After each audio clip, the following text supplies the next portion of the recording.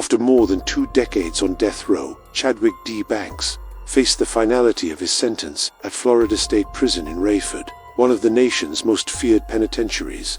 For some, justice had finally been served. For others, no punishment could ever restore what was lost. The case had haunted Gadsden County for decades, leaving a scar that refused to fade, a stark reminder of a night that had turned ordinary lives into an unfathomable tragedy. The night of September 24, 1992, but within a modest house on a tree-lined street, the ordinary would be violently ripped away.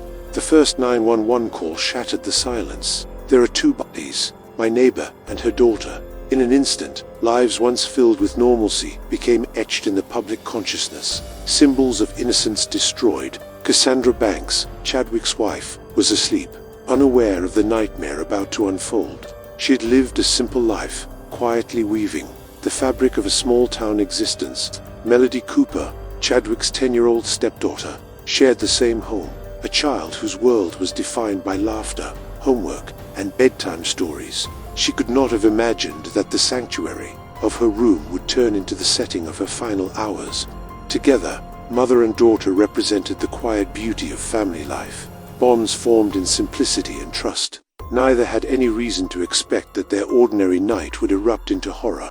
As the early morning shadows stretched across Gadsden County, the nation remained preoccupied. Television screens flickered with news of Hurricane Andrew's destruction in South Florida, while presidential campaigns between George H.W. Bush and Bill Clinton dominated headlines. But in that small, unassuming house, a different story was unfolding. One that would not make front-page news for its political or natural significance, but for the sheer cruelty that had invaded the lives of 2 innocent souls. That night, the calm of the neighborhood was brutally interrupted.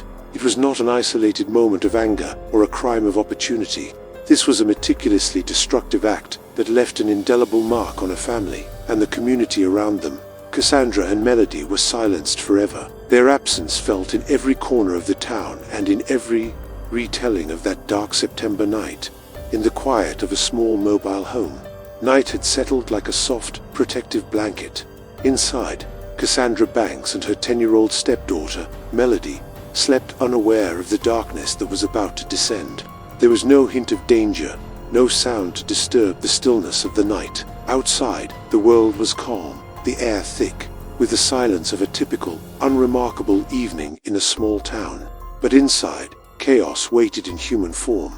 Chadwick Banks, just 21, returned from an evening of drinking and pool at a local bar. His life, already marked by recklessness and impulsive choices, carried a darkness that would erupt violently that night. He moved through the home without announcement, his steps quiet, precise, calculated. He knew where they were, and he knew that the peace of the night was about to be shattered. At around 3 in the morning, he entered Cassandra's bedroom. There was no argument, no warning, nothing to hint at the horror that would unfold. A single gunshot rang out in the confined space, echoing through the walls, tearing through the stillness like a scream. Cassandra's life ended instantly, her body collapsing into the bed that had been her sanctuary. She never saw it coming. Her final moment was one of unbroken sleep, a quiet before the storm. The nightmare did not end there. Banks moved silently to the room where Melody lay sleeping, her small chest rising and falling in peaceful rhythm, oblivious to the horror next door. He woke her, and for nearly 20 minutes he inflicted unspeakable violence upon the child. The ordeal ended with a gunshot to the head, a life extinguished in a place that should have been safest. A child murdered in her own bed. The house meant to protect became a tomb. When the silence returned to the neighborhood, it was eerie and hollow. Inside, 2 lifeless bodies lay in the aftermath of unimaginable brutality. In a matter of minutes, Banks had erased 2 lives, leaving behind a wound that would scar a community forever. The normal rhythm of the small county was shattered, replaced by disbelief, grief, and an inescapable sense of horror. Morning brought no relief. The quiet that had blanketed the home through the night was replaced by the harsh reality of discovery. The absence of 911 calls only deepened the shock. The world had learned of the atrocity after the fact. Officers, even those familiar with the darkest aspects of human behavior, were struck by the sheer cruelty of what had occurred. Cassandra lay still, the victim of a close-range gunshot while asleep.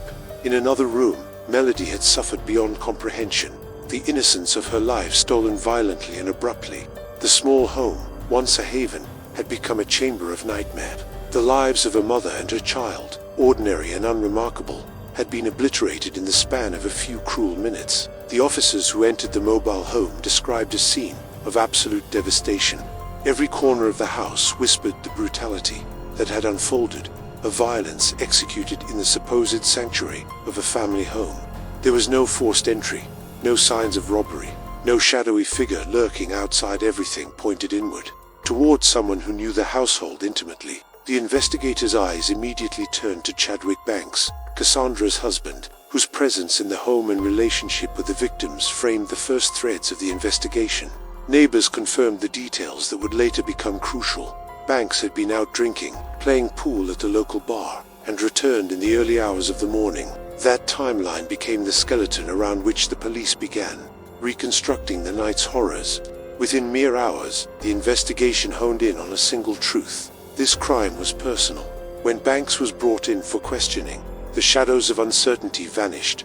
Court records reveal a chilling confession. He admitted to shooting his wife, Cassandra, and ending the life of his 10-year-old stepdaughter, Melody. There were no lingering doubts, no distant suspects. The confession closed the circle of speculation, but it could not pierce the incomprehensible question haunting everyone. Why? For the family, for the neighbors, for the entire community, the answer offered no solace. 2 lives had been annihilated in a few brutal moments, and the calm of the small Florida town had been shattered forever. Investigators meticulously gathered evidence, cataloging every detail. Ballistics tests confirmed that the weapon used belonged to Banks himself. There were no third-party actors, no contradictory witness statements, only the stark reality of a man who had turned his own home into a scene of destruction. Each piece of evidence reinforced the terrible truth. The person entrusted to protect had instead obliterated. Within days, the case had a face, a name, and a story that would not be forgotten. Chadwick Banks, once husband and stepfather, became the embodiment of betrayal and cruelty. His confession, paired with the irrefutable physical evidence, propelled the case forward with undeniable force. There was no turning back. In the months that followed, Florida prosecutors filed the gravest charges the law allowed. First-degree murder for Melody, second-degree murder for Cassandra, and additional counts reflecting the sheer cruelty of the attack. The trial, held in 1994, was tense and emotionally charged. The courtroom brimmed with relatives seeking answers, desperate for some understanding of the incomprehensible. For the prosecution, the trial was not about proving who committed the crime. Banks had already admitted that, but about illuminating the horror of his actions. The case painted him as methodical, deliberate, and fully aware. This was not a spontaneous act of rage. It was a conscious, irreversible series of decisions, an evening of drinking and games, followed by a calculated return to the home he was meant to protect, culminating in the destruction of 2 innocent lives. In the courtroom, the prosecution laid out the story with meticulous precision. Forensic reports were presented, ballistic analyses explained in chilling detail, and the investigators who had entered the house described the devastation they encountered that night. Every piece of evidence pointed unerringly in one direction, toward Chadwick Banks. The crime had been deliberate, calculated, and brutal. The defense attempted to counter with arguments aimed at humanizing Banks, painting him as a young man, overwhelmed by alcohol and circumstance. They suggested that he had acted without full control, that personal struggles might temper the judgment he faced. Yet, the evidence was a relentless tide against these claims. Every report, every witness, every ballistic test reinforced the gravity of his actions. The horror of the murders, the killing of a child in her own bed, the execution of a mother in the quiet of night, overwhelmed any attempt at mitigation. The process had been legal and the sentence would stand. By 2014, more than 20 years after the crime, the defense made one last move. They asked for a stay of execution and filed appeals with the United States Supreme Court. None were successful. Just hours before the scheduled execution, the federal court denied the final request. On September 22, 2014, Governor Rick Scott signed the death warrant. It was the final step that set the countdown in motion. From that moment, every appeal filed by the defense was denied quickly. His time on death row was coming to an end. During those 22 years, little was known about Banks's daily life in prison. He lived in the section reserved for death row inmates under the isolation typical of such sentences. He gave no interviews and attracted no media spotlight. His name only reappeared when another appeal was denied or when the execution date drew closer. The judicial record shows a constant pattern: appeals denied, clemency requests that never gained traction, and an ending that seemed inevitable from the start. With each ruling against him, the shadow of the execution chamber loomed larger. After more than 2 decades on death row, Chadwick Banks had no escape left. The order was signed, and the date was set. The countdown had begun. It ended on the evening of November the 13th, 2014. Chadwick D. Banks was moved from his death row cell to the execution chamber at Florida State Prison in Raiford. 22 years had passed since that September night when his home became the scene of a crime that would haunt the community forever. Now, the sentence that had followed him for over 2 decades was about to be carried out. The order, signed by Governor Rick Scott, left no room for delay. The last defense motions had been denied only hours earlier, including an appeal to the United States Supreme Court. Banks had no way out.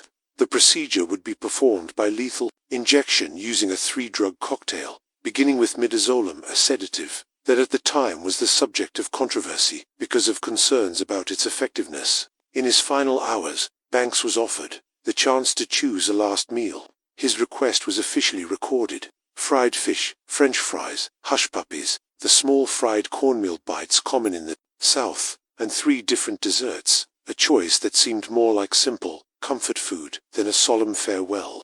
The chamber was filled with official witnesses, members of the press, and relatives of the victims. Among them was Cassandra's mother, who had waited more than 20 years for the sentence to be fulfilled. From her seat, she watched every minute of the procedure with a grief that time had never erased. When it was over, she said she had waited for justice, but nothing could ever bring back her daughter and granddaughter. When the moment came to speak, Banks gave his final statement. He did not attempt to justify himself or offer legal explanations. His last words were recorded in the official reports. Year after year, I've tried to come up with a reasonable answer for my actions, but how could such acts be reasonable? Year after year, he said, he had tried to find a reasonable explanation for what he had done, but he understood that there was none.